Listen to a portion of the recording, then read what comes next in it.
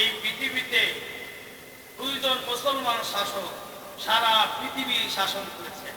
তার একজনের নাম হলো হযরত সাইয়েদনা সুলাইমান আলাইহিস সালাম।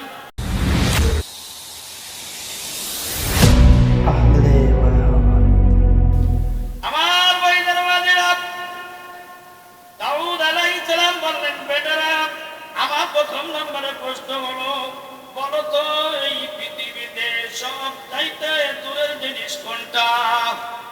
এক নম্বর প্রশ্ন। একজন লাভ দেবে আব্বা সব চাইতে দূরের জিনিস হলো চন্দ্র। আরেকজনকে আব্বা ওটা হলো না, আমারটা সঠিক। কি যে বাবা তোরটা? সবচেয়ে দূরের জিনিস হলো পৃথিবী, সূর্য। এই পৃথিবীর থেকে 13 লক্ষ মাইল দূরে ওরা সূর্য।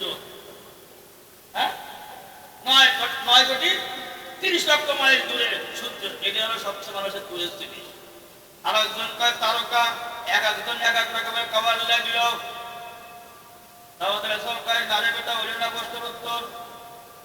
ও বাবা সুলাইমান, বলো তো মানুষের সব চাইতে দূরের জিনিস কোনটা? সুলাইমান আলাইহিস সালাম দাঁড়িয়ে বলেন, আব্বা মানুষের সব চাইতে দূরের জিনিস হলো মানুষের কবর। আর আমি যখন ইন্তেকাল করে যাব, আমার বাহির বাড়ি আমাকে কবর দেওয়া হবে। তারপরেও আমার সন্তানদেরকে আমি বলতে পারবো না যে আমি কবরের মধ্যে কষ্টে আছি। কথা বলে ঠিক কি ঠিক না? আপনার বাবার কবর আপনার বাহির বাড়ি, আপনার বাবার কবরের মধ্যে কি হচ্ছে না হচ্ছে আপনারা দেখতেছেন, বলতে পারতেছে, সেটি বলতে পারতেছে। কাছে থাকার পরেও কেউ কারো কথা বলতে পারতেছে না। সব চাইতে দূরের জিনিস কোনটা? বাবা গো, মানুষের সব চাইতে দূরের জিনিস হলো কবর। কবরে আমাদের যেতে হবে কি হবে না? আরো জোরে বলেন, যেতে হবে কি হবে না? মৌত কাজিন কুল্লু নাজিল শারিব, মৌত কাজিন কুল্লু নাজিল শারিব, কুল্লু নাজিল কবরে বাইতিন দাখিল। প্রত্যেকটা মানুষকে মরতে হবে, আর প্রত্যেকটা মানুষকে কবরের মধ্যে থাকতে হবে। কথা বলেন ঠিক কি ঠিক না? প্রথম নম্বরের প্রশ্নের বাদটা কি 17টা কি একটু আউট চলে গেছে। দ্বিতীয় নাম্বার প্রশ্ন হলো, বাদামে বলো তো মানুষের সব চাইতে কাছের জিনিস কোনটা? একজন লাগছে কয় আব্বা সবচেয়ে কাছে দিছিল মোট, বাবার জায়গা দাঁড়ি। আরে বাবা হইল না। বাবা সুলাইমান বলো তো মানুষের সব চাইতে কাছের জিনিস কোনটা? উনি বললেন, কুল্লু নাফসিন যায়িকাতুল মাউত। আব্বা জান, মানুষের সব চাইতে নিকটবর্তী জিনিস হলো মৌত। আপনারা দেখেন নাই ফেসবুকে আজ থেকে কয়েকদিন আগে আমার মতো একজন বক্তা ওয়াজ দেখেন না, আপনারা ওয়াজ করতে হঠাৎ করে সঙ্গে সঙ্গে সভাপতির সব লোকজনকে ধরে হাসপাতালে নিতে নিতেই তার কি চলে গেছে, দুনিয়া ছেড়ে চলে গেছে। আশার সির আছে যাওয়া। दुनिया में क्या मुसाफिर है वही आकर ठिकाना, दुनिया में क्या मुसाफिर है वही आकर ठिकाना, कोई आगे रवाना है कोई पीछे रवाना। दुनिया का मुसाफिर खाना, কেউ আগে আসে পরে যায়, কেউ পরে আসে।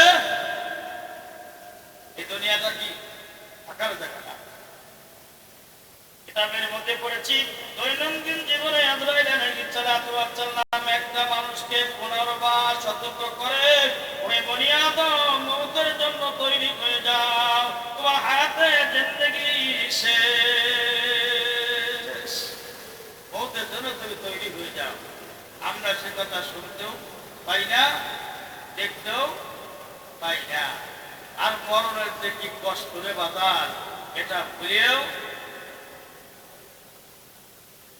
বলেও শেষ করা যাবে না। হযরত ইদ্রিস আলাইহিস সালাতু ওয়াস সালামের সঙ্গে আজরাইল আলাইহিস সালামের দোস্তের সম্পর্ক।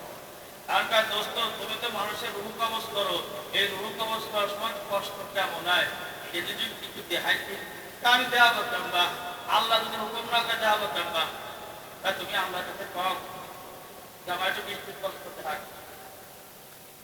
বলেন আল্লাহ পাক তোমার পয়গম্বর ইদ্রিস তুমি মওতের কষ্ট বুঝতে চায়, তার প্রাণ কবজ করতে চায়, তুমি কি বলো আল্লাহকে প্রাণ কবজ করে দেখা যত পারমিশন পাইছি তুমি মওতের জন্য এবার কি তৈরি হয়ে যাও, আমি তোমার রূহ কবজ করবো। আজরাইল আলাইহিস সালাতু ওয়াস সালাম কি করলেন? ইদ্রিস আলাইহিস সালাতু ওয়াস সালামের রূহটা কবজ করলেন।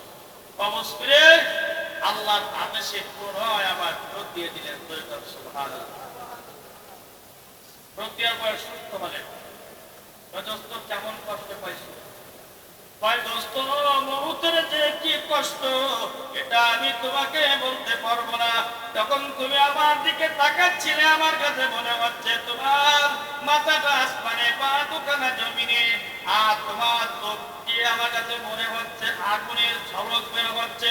তোমার চক্ষু থেকে আমার নজর পড়ার সঙ্গে সঙ্গে আমার পানি পিপাসা লেগে গেল। এমন পানি পিপাসা লাগছে যে সাত সমুদ্রের পানি যদি আমাকে পান করানো হয় তবুও দোস্ত রে আমার পানি পিপাসা মেটবে না।